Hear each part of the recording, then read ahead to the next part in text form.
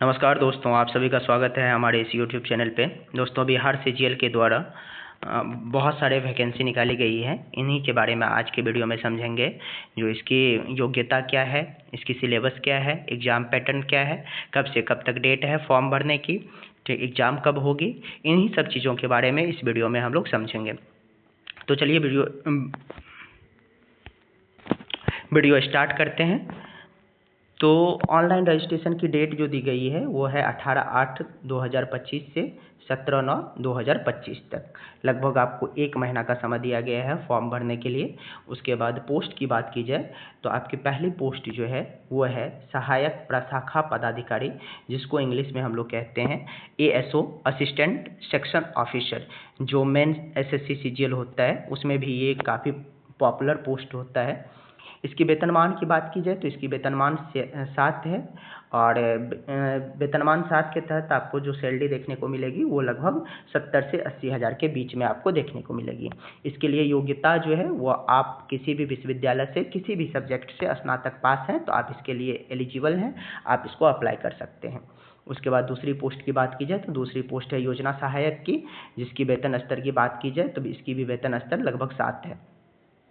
और इसके लिए जो एलिजिबिलिटी क्राइटेरिया दिया गया है वो है किसी मान्यता प्राप्त विश्वविद्यालय से स्नातक किसी भी सब्जेक्ट से आप ग्रेजुएशन किए हैं तो आप इसके लिए एलिजिबल हैं, आप ये फॉर्म भर सकते हैं। उसके बाद तीसरा पोस्ट है कनीय सांख्यिकी सहायक की। कनीय सांख्यिकी सहायक की वेतन स्तर की बात की जाए तो इसकी भी वेतन स्तर 7 है, और इसके लिए जो एलिजिबिलिटी क्राइटेरिया दिया गया है वो है किसी भी विश्वविद्यालय से गणित अथवा अर्थशास्त्र, कॉमर्स, सांख्यिकी से आप स्नातक किए हैं, ग्रेजुएशन किए हैं तो आप इसके लिए एलिजिबल हैं।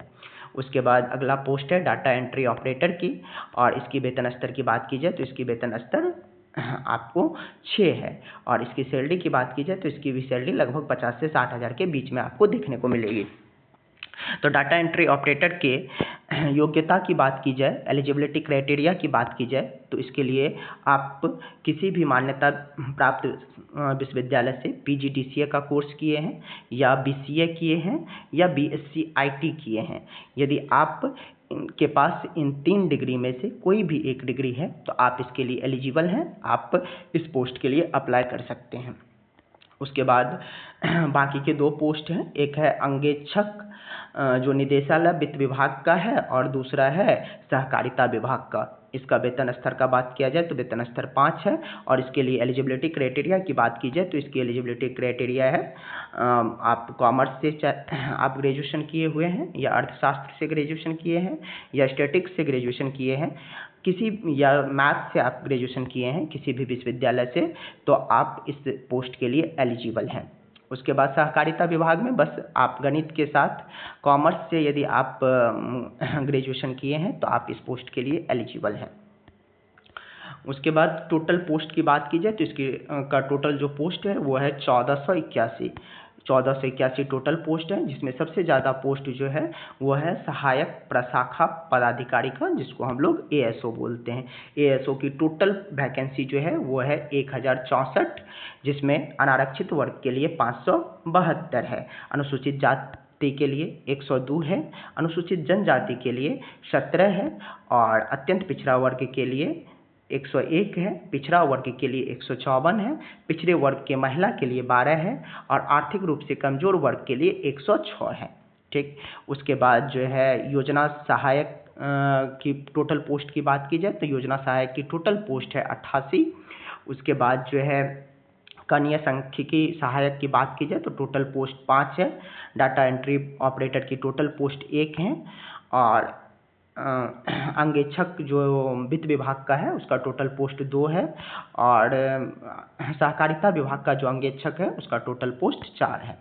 ठीक, इसके बाद हम लोग आते हैं उम्र सीमा पे। तो उम्र सीमा इसकी अनारक्षित पुरुष के लिए जो मैक्सिमम आयु दी गई है वो 37 वर्ष, और न्यूनतम आयु जो है वो सभी कोटियों के लिए 21 वर्ष रखा गया है।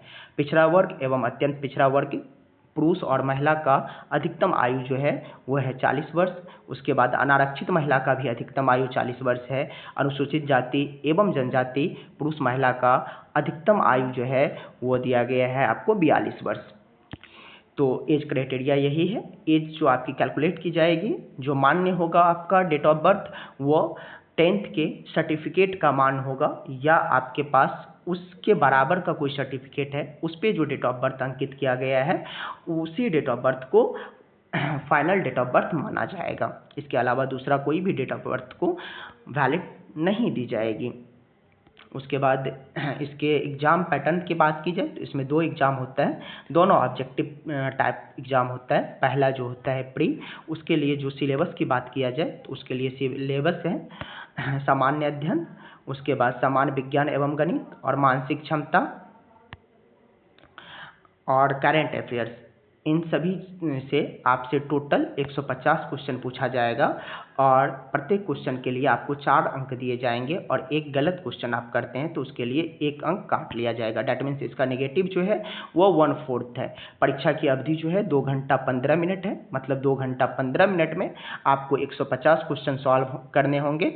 टोटल मार्क्स जो होगा वो 600 मार्क्स होगा। उसके बाद प्री यदि आप क्वालिफाई करते हैं तो आपको मेन एग्ज़ाम के लिए बुलाया जाएगा। मेन में 2 प्रकार के एग्ज़ाम होते हैं। पहले हम लोग प्री के सिलेबस के बारे में बात कर लें तो प्री का सिलेबस है सामान्य अध्ययन। सामान्य अध्ययन से आपसे क्वेश्चन पूछा जाएगा। उसके बाद जो है समसामयिक विषय, जैसे वैज्ञानिक स्टैटिक्स जिसको बोलते हैं, अंतर्राष्ट्रीय पुरस्कार, भारतीय भाषाएं, पुस्तक, लिपि, राजधानी मुद्रा, खेल खिलाड़ी, महत्वपूर्ण घटनाएं, इनसे आपसे क्वेश्चन पूछा जाएगा। और भारत और उसके पड़ोसी देश से रिलेटेड आपसे क्वेश्चन पूछा जाएगा। उसके बाद सामान्य विज्ञान एवं गणित की बात की जाए तो सामान्य विज्ञान और गणित में मैट्रिक स्तर से निम्न के क्वेश्चन पूछे जाएंगे आपसे। सामान्य विज्ञान में भौतिक शास्त्र, रसायन शास्त्र और जीव विज्ञान और भूगोल से क्वेश्चन पूछा जाएगा। मैथ में यहाँ पे एडवांस मैथ देखने को नहीं मिलता है, आपसे बस अर्थमेटिक से क्वेश्चन पूछा जाएगा, जैसे प्रतिशत, अनुपात, समानुपात, औसत, ब्याज, लाभ और हानि, इन्हीं सब टॉपिक से आपसे क्वेश्चन पूछा जाएगा।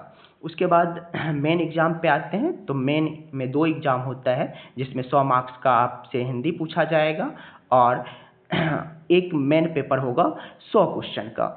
तो हिंदी जो है वो क्वालिफाइंग पेपर है, उसमें आपको 30% मार्क्स लाना अनिवार्य है। उसका मार्क्स आपके मेरिट में काउंट नहीं किया जाएगा, बस पासिंग मार्क्स चाहिए उसके लिए। उसका के बाद जो उसका मेन पेपर है तो मेन पेपर में फिर से वही सामान्य अध्ययन, सामान्य विज्ञान एवं गणित, मानसिक क्षमता, वही सेम सिलेबस है जो प्री के लिए दिया गया है। न्यूनतम जो इसका क्वालिफाइंग मार्क्स दिया गया है, अनारक्षित वर्ग के लिए 40%, पिछड़ा वर्ग के लिए 36.5%, उसके बाद अति पिछड़ा वर्ग के लिए 34%, अनुसूचित जाति जनजाति के लिए 32%, महिला वर्ग के लिए 32%, दिव्यांग सभी वर्ग के लिए 32% क्वालिफाइंग मार्क्स दिया गया है। लेकिन बस ये क्वालिफाइंग मार्क्स हैं। आपको इस एग्ज़ाम को क्लियर करने के लिए कम से कम आपको 70 से 75% मार्क्स लाना पड़ेगा। उसके बाद जाके आप इस एग्ज़ाम के प्री को क्वालिफाई कर सकते हैं। उसके बाद परीक्षा शुल्क की बात की जाए तो सामान्य वर्ग, पिछड़ा वर्ग, अत्यंत पिछड़ा वर्ग के सभी पुरुष अभ्यर्थी से 540 रुपया लिए जाएंगे। अनुसूचित जाति, अनुसूचित जनजाति, बिहार के अस्थायी निवासी के लिए 135 रुपया लिए जाएंगे। सभी श्रेणी के दिव्यांगों के लिए 135 रुपया लिए जाएंगे। उसके बाद सभी कैटेगरी के महिलाओं से भी 135 रुपया लिया जाएगा। उसके बाद बिहार के बाहर से यदि कोई फॉर्म अप्लाई करता है तो उसको 540 रुपया पे करना होगा, 540 रुपया का चालान उसे कटाना होगा। उसके बाद यदि आप आरक्षण का लाभ लेना चाहते हैं तो आपको क्या क्या सर्टिफिकेट देना होगा उसके बारे में समझ लीजिए। यदि आप ओबीसी से कैटेगरी से बिलोंग करते हैं या ईबीसी कैटेगरी से बिलोंग करते हैं, एससी से बिलोंग करते हैं, एसटी से बिलोंग करते हैं या ईडब्ल्यूएस कैटेगरी से बिलोंग करते हैं, तो आपको सबसे पहले जिस भी कैटेगरी से आप बिलोंग करते हैं उस कैटेगरी का सर्टिफिकेट देना पड़ेगा। उसके बाद आप से जाति प्रमाण पत्र मांगा जाएगा। उसके बाद जो है डोमिसाइल प्रमाण पत्र आपसे मांगा जाएगा, डैट मीन्स निवास प्रमाण पत्र आपसे मांगा जाएगा। तो ये मोटा मोटी मेन चीज़ था इस नोटिफिकेशन का, और इसके अलावा कुछ भी महत्वपूर्ण चीज़ नहीं है। जो भी महत्वपूर्ण चीज़ थी उन चीज़ों के बारे में हम लोग इस वीडियो में डिस्कस किए हैं। यदि आपको हमारा वीडियो अच्छा लगता है तो हमारे चैनल को सब्सक्राइब करें और अपने दोस्तों के साथ शेयर करें। जय हिंद।